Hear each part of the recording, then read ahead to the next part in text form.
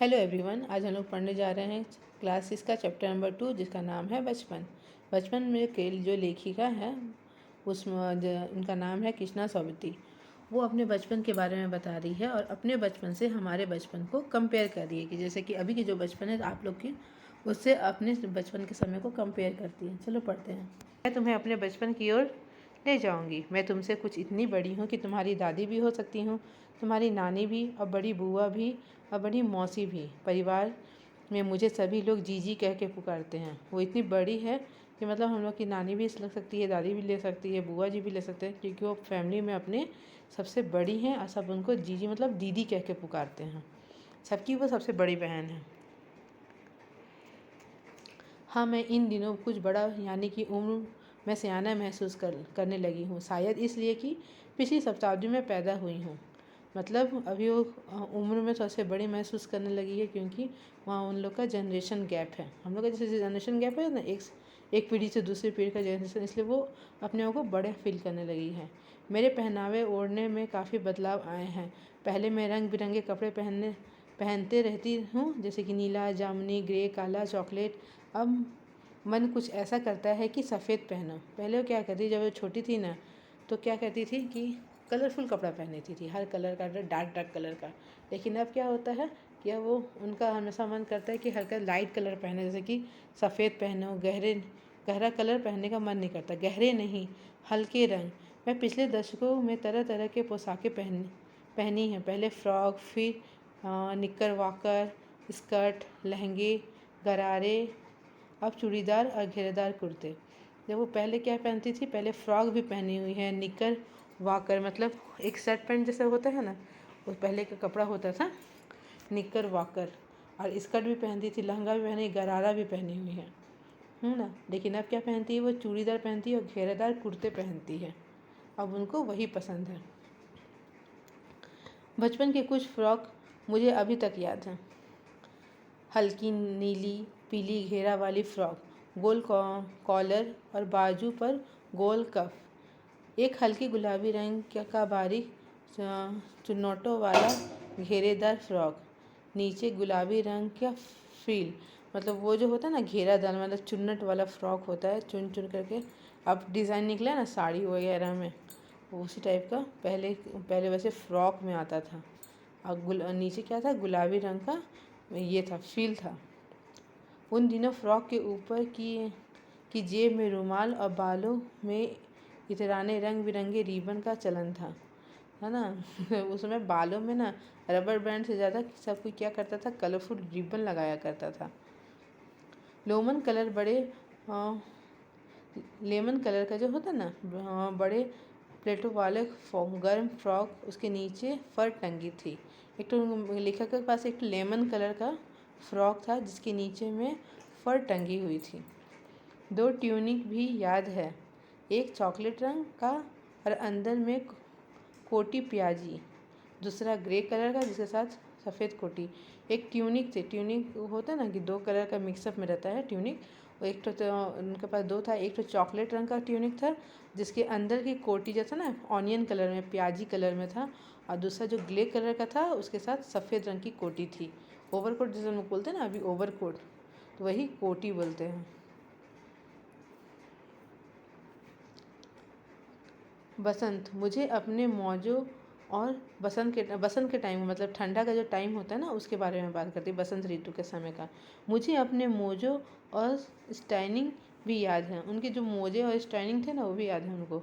बचपन में हमें अपने मोजे खुद धोने पड़ते थे, वो नौकर और नौकरानियाँ नहीं दिए जा सकते थे, उन्हें सख्त मनाही थी। वो अपने जितने वो लोग क्या कहते हैं, बचपन में उनको लोग सॉक्स अपने धोना पड़ता था, नौकर नौकरानी लोग का सॉक्स नहीं धोते थे क्योंकि सबको एकदम स्ट्रिक्टली मना था। हमें बच्चे इतवार की सुबह इसी में लगाते, जैसे हम बच्चे इतवार मतलब संडे का जो सुबह में का टाइमिंग था, सब अपना मोजा धोता था। धो लेने के बाद अपने जूते पॉलिश करके चमकाते थे। अब जूते कपड़े या ब्रश से रगड़ते तो पॉलिश की चमक उभरने लगती। जब तक जो मतलब पहले जो पॉलिश होता था ना, अब तो ये अब आ गया, लेके ऐसे करके कर दो तो शाइनिंग आ जाता है। पहले क्या करते थे ना, एक बार ब्रश करके पहले कपड़ा से रगड़ा जाता था, फिर एक बार ब्रश होता था ना, उसे कपड़ा से रगड़ने पर ना जूता में शाइनिंग आ जाता था। तो वो लोग क्या करते थे, संडे का सुबह में पहले क्या करते थे, वो लोग अपने सॉक्स धोते थे, उसके बाद जूते पॉलिश करके चमकाते थे। सर्वर, मुझे आज भी बूट पॉलिश करना अच्छा लगता है। सर्वर मतलब उनको आज भी ना बूट पॉलिश करना पसंद है। हालांकि अब नई किस्म की शू आ चुके हैं। कहना होगा कि ये पहले से काफ़ी आरामदेह हैं। हमें जब भी जूते मिलते तो उसके साथ छालों का इलाज शुरू हो जाता। अब क्या है, नया नया टाइप का पॉलिश आ गया, नया नया टाइप का जूता आ गया है। और ये इस समय का जो जूता है वो ज़्यादा कंफर्टेबल है। कब से आरामदेह है, कब से, पहले के जूते से। क्योंकि पहले जब जूता खरीदाता था ना आदमी का, तो उसके साथ ही उसका छालों का इलाज होने लगता था ना, पैर में छाला पड़ जाता था उसे जूता पहनने के लिए। ये अभी जैसा कंफर्टेबल और सॉफ्ट नहीं होता था पहले का जूता। उसी के बारे में बताया गया है।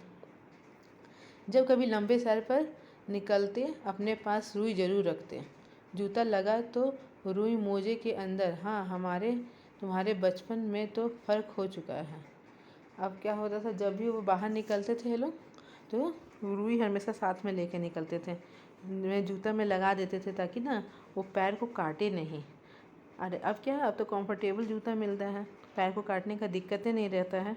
इसलिए वही बोलती है कि अब हमारे और तुम्हारे बचपन में फ़र्क हो चुका है। हर शनिवार हमें ऑलिव ऑयल या कैस्टर ऑयल पीना पड़ता।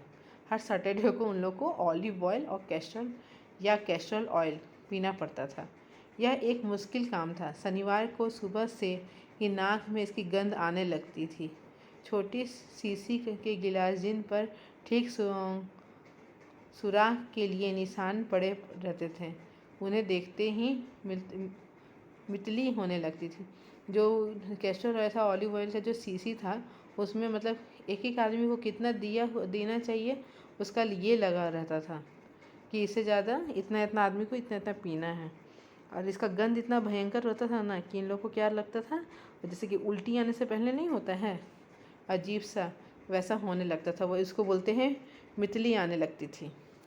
मुझे आज भी लगता है कि अगर हम नहीं पीते तो वह शनिवार दवा तो कुछ ज़्यादा बिगड़ने वाला नहीं था, सेहत ठीक ही रहती।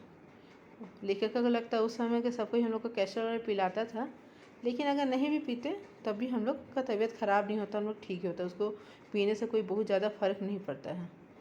तुम्हें बतलाऊँगी कि हमारे समय और तुम्हारे समय में कितनी दूरी हो चुकी है। यहाँ तक कि बचपन की दिलचस्पियाँ भी बदल गई हैं। मतलब जो उन लोग का समय और हमारे समय में कितना अंतर है। यहाँ तक कि हम लोग जो बचपन में उन लोग जो दिलचस्पी होता था वो आज वो सब बदल चुका है। याद रहे उन दिनों कुछ घरों में ग्रामोफोन थे, रेडियो और टेलीविज़न नहीं थे। ग्रामोफोन मतलब ये जो फ़ोन होता है ना, जो पहले पुराना ब्लैक एंड वाइट का समय का पिक्चर देखोगे ना, तो वो डायल करते थे और उसको एक लंबा सा स्टिक जैसा रहता था, डंडे जैसा, उसको ऐसे कान में लगाते थे, उसको ग्रामोफोन बोलते हैं। तो वो रेडियो और टेलीविज़न नहीं थे, वही ग्रामोफोन थे। हमारे बचपन में कुल्फ़ी आइसक्रीम हो गई है। हमारे बचपन का जो कुल्फ़ी था वो आइसक्रीम बन चुका है। कचौड़ी, समोसे और पेटीज़ में बदल गया है। सहतूत और फालसे, खसखस, शरबत को कोक, पेप्सी हो गए हैं। तो उनके बचपन में क्या था, कुल्फ़ी रहता था, तो वो क्या बन गया है, अब के समय में आइसक्रीम बन गया है। कचौड़ी और समोसे और पेटीज़, कचौड़ी और समोसे किस में बदल चेंज हो गए हैं, पेटीज़ में चेंज हो गए हैं। और सहतूत और फालसे और खसखस, खसखस शरबत होता है, अब वो शरबत रहा नहीं, अब किस में हो गए हैं, कोक और पेप्सी में हो गए हैं। ऐसे मैं बता दूँ, खसखस का शरबत बहुत ही ख़राब लगता है। अच्छा हुआ कोक और पेप्सी हो गया है।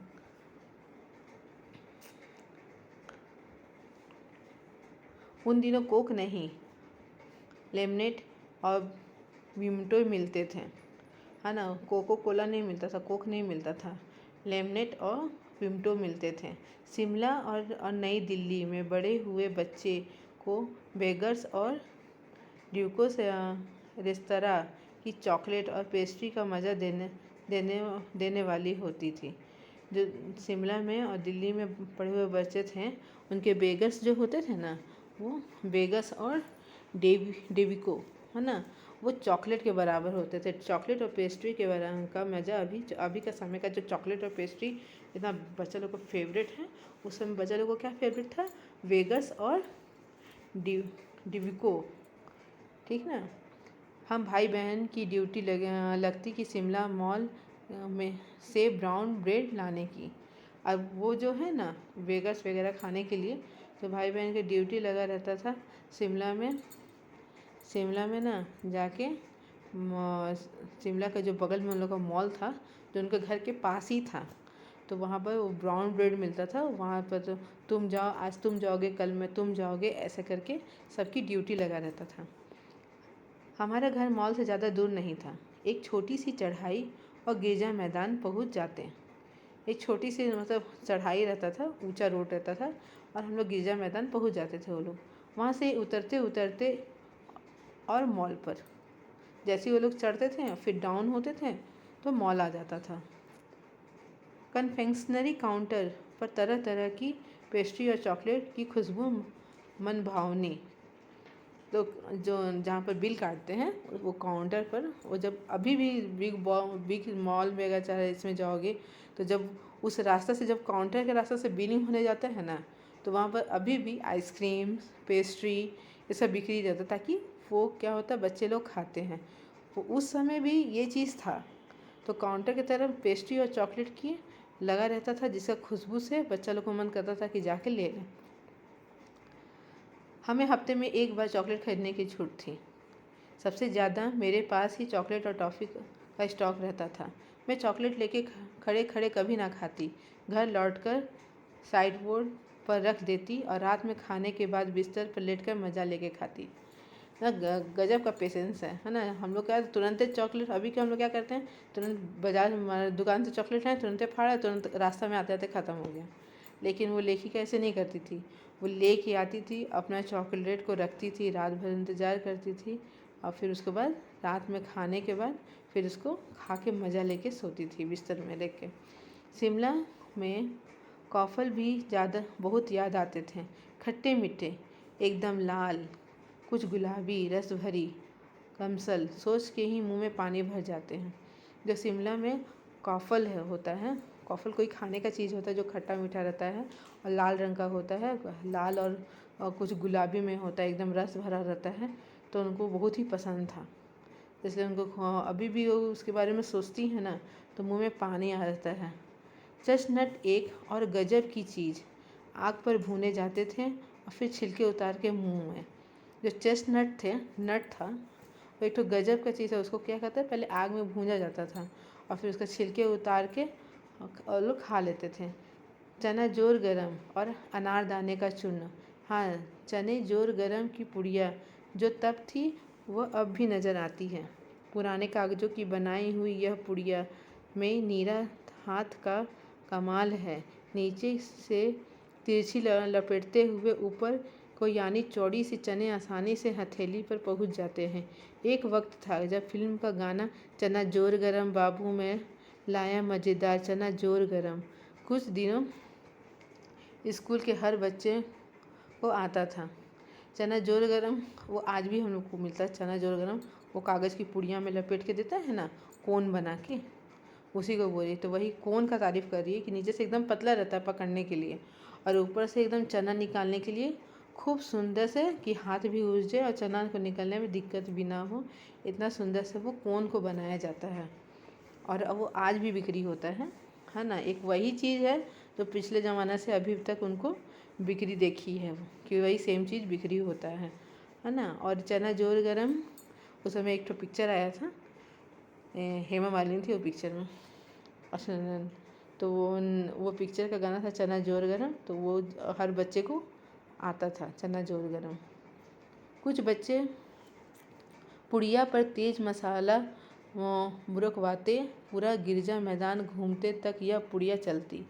कुछ बच्चे थे ना जो जो थोड़ा तीखा खाते थे, चटकदार खाते थे, वो तेज मसाला उसमें डलवाते थे और पूरा गिरजा मैदान, जो बहुत बड़ा मैदान था उन लोग का समय शिमला में, गिरजा मैदान की घूमते थे लोग, घूमते थे और वो पुड़िया चना जोर गरम खाते थे और लगभग वो पूरा चल जाता था। एक एक चना पापड़ी मुंह में डालते और कदम उठाते में एक खास ही लय रफ्तार थी। सारे बच्चे क्या करते थे, एक एक चना जोड़ कर लाते थे और एक कदम बढ़ाते थे और सब एक साथ बढ़ाते थे और पूरा चक्कर लगाते थे। उसमें गजब का रफ्तार था। छुटपन में हमें शिमला रिज पर बहुत मज़े किए हैं। घोड़े की सवारी की है। शिमला में हर बच्चे को कभी न कभी यह मौका मिल ही जाता था।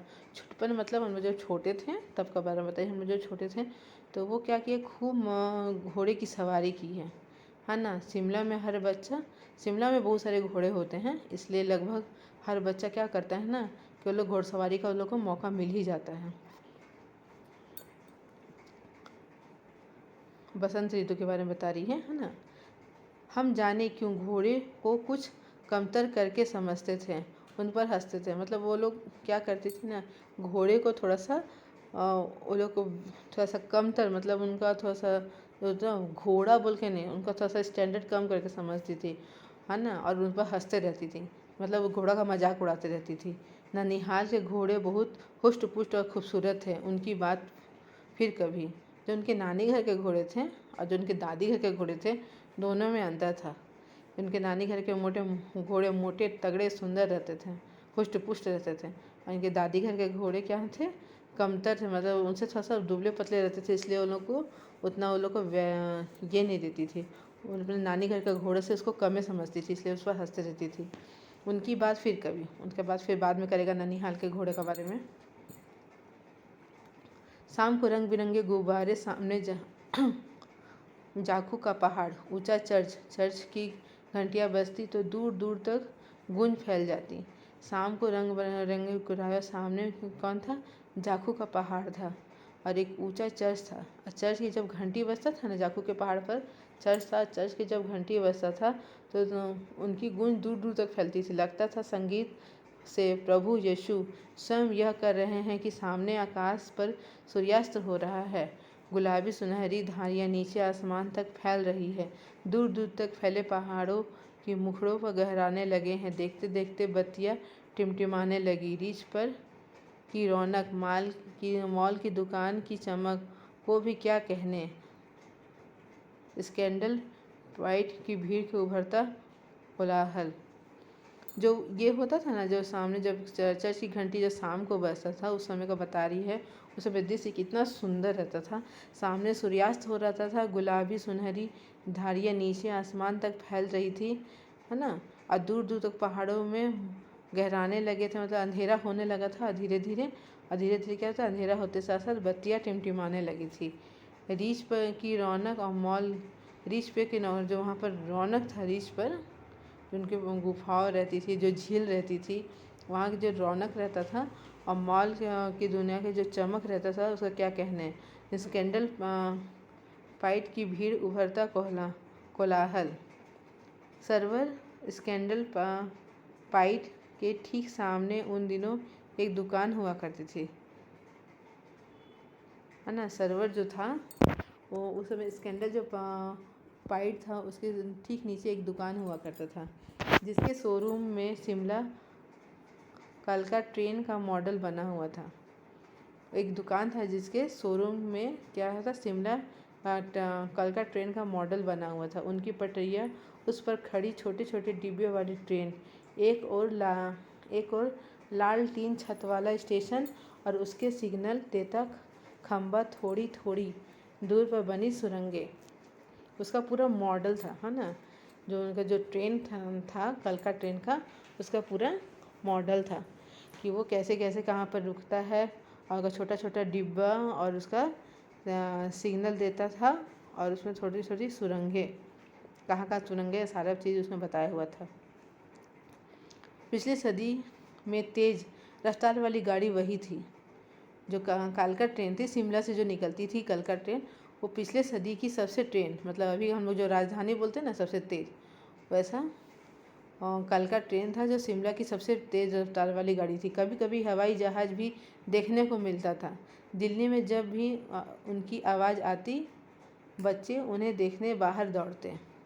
जैसे दिल्ली में क्या होता था, जब भी ना हवाई जहाज़ उड़ता था तो उसकी आवाज़ जब भी आता था, सारे बच्चे दौड़ के निकलते थे। दिखता एक भारी भरकम पक्षी उड़ा जा रहा है पंख फैलाकर। एरोप्लेन के बारे में बताती है कैसे दिखता था कि एक भारी भरकम पक्षी उड़ा जा रहा है पंख फैलाकर। यह देखो, और वह गायब। तुरंत देखता था आदमी और तुरंत गायब हो जाता था, इतने स्पीड से जाता था। उसकी स्पीड में इतनी तेज़ी लगती थी कि हाँ, गाड़ी की मॉडल वाली दुकान के साथ एक और ऐसी दुकान भी थी जो मुझे कभी नहीं भूलती। वह एक दुकान थी जहाँ मेरा पहला चश्मा बना था, जब वहाँ आँखों के डॉक्टर अंग्रेज़ थे। शुरू में चश्मा लगाना बड़ा अटपटा लगा। छोटे बड़े मेरे चेहरे की ओर देखते और कहते, आँखों में कुछ तकलीफ़ है, इस उम्र में ऐनक, दूध पिया करो। मैं डॉक्टर सहित कहा होगा दोहरा देती हूँ, कुछ देर पहनोगी तो ऐनक उतर जाएगा। तो फर्स्ट टाइम उन लोग को चश्मा लगा था और जिसको देखती ना जो भी उनको देखता था तो क्या बोलता था, ऐनक लग गया चेहरा में, दूध पिया करो। सब उनको क्या करता था, नसीहत देते रहता था। वैसे डॉक्टर साहिबा ने पूरा आश्वासन दिया था कि लेकिन चश्मा तो अब तक नहीं उतरा। लेकिन डॉक्टर साहब ने क्या बोला था कि तुम चश्मा पहनोगी कुछ दिन तो चश्मा उतर जाएगा। लेकिन लेखिका बोलती कि चश्मा अभी तक नहीं उतरा, नंबर बस कम ही होता रहा। तो चश्मा का जो पावर का नंबर था वो कम हो गया, लेकिन चश्मा नहीं उतरा। मैं अपने आप इसकी जिम्मेवार हूँ। वो क्या बोलती है कि मैं खुद जिम्मेदार हूँ मेरा चश्मा लगाने का, मेरे आँखों का कमज़ोर होने का। जब आप दिन की रोशनी में छोड़कर रात में टेबल लैंप के सामने काम करेंगी तो इसके अलावा और क्या होगा। मतलब उनके जो भी काम था, मतलब पढ़ने लिखने का काम था, तो दिन का रोशनी में वो नहीं करती थी। वो रात में टेबल लैंप जला के उसमें पढ़ाई किया करती थी, चाहे कोई भी काम किया करती थी। हाँ, जब पहली बार मैंने चश्मा लगाया तो मेरा एक चचेरी भाई ने मुझे छेड़ा, देखो देखो कैसी लग रही है। आँख पर चश्मा लगाया ताकि सूझे दूर की, या नहीं लड़की को मालूम कि सूरत बनी लंगूर की।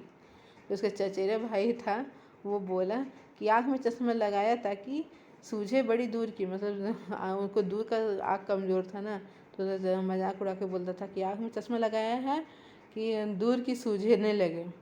पर यह नहीं लड़की को मालूम कि सूरत बनी लंगूर की, ये चश्मा पहन के लंगूर जैसी दिख रही है। मैं खींची कि मुझ पर क्यों दोहराया जा रहा है, पर शेर बुरा ना लगा। जब वह चाय पीकर चले गए तो मैं अपने कमरे में जाकर आईने के सामने खड़ी हो गई। कई बार अपने को देखा, ऐनक उतारी, फिर पहनी, फिर उतारी, देखते रही, सूरत बनी लंगूर की, नहीं नहीं, हाँ हाँ हाँ। बार बार ये सोचते रही कि सच्ची में मैं लंगूर लग रही हूँ। कभी लगता था कि हाँ लग रही हूँ, ख़राब लग रहा है चश्मा पहने हुए। कभी लगता था ठीक ही है, कोई ज़्यादा ख़राब नहीं लग रही हूँ। ऐसा वो सोचते रही। मैंने अपने छोटे भाई को टोपा उठाकर सिर पर रखा, मतलब टोपा मतलब टोपी, कैप है ना। छोटे भाई का जो कैप था उठा के सिर पर रखा। कुछ अजीब लगा, अच्छा भी और मजाकिया भी। वो कंफ्यूज थी कि अच्छा लग रहा है कि ख़राब लग रहा है कि मजाक जैसा उड़ाने वाला लग रहा। तब की बात थी, अब तो चेहरे के साथ घुल मिल गई चश्मा। पहले का था कि नए नए लगाई थे ना तो ख़राब लगता था, लेकिन अब क्या बिना चश्मा का उनको ख़राब लगता है। अब चेहरे के साथ वो घुल मिल गया। जब कभी उतरा हुआ होता तो चेहरा खाली खाली लगने लगता। याद आ गया वह टोपा, काली फ्रेम का चश्मा, लंगूर की सूरत। हाँ, इन दिनों शिमला में तो सिर पर टोपी लगाना पसंद करती हूँ। मैंने कई रंगों की जमा कर ली है, कहाँ दुपट्टों को ओढ़ना और कहाँ सहज सहज सुबोते हुए हिमाचली टोपियाँ। कहाँ पहले क्या करती थी, दुपट्टा ओढ़ती थी, ये सब करती थी। अब क्या करती है वो हिमाचली टोपियाँ लगाती हैं। इनकी लेखिका का नाम कृष्णा सोबती है। ये चैप्टर बहुत ही ज़्यादा इम्पॉर्टेंट है और इसी के साथ हम लोग का ये चैप्टर का वीडियो ख़त्म होता है। अगले वीडियो में हम लोग इसका क्वेश्चन आंसर डिस्कस करेंगे। वीडियो अच्छा लगा हो, ये कहानी अच्छा लगा तो वीडियो को लाइक कर दीजिए और चैनल को सब्सक्राइब कर दीजिए और दोस्तों के साथ शेयर कीजिए। Thank you.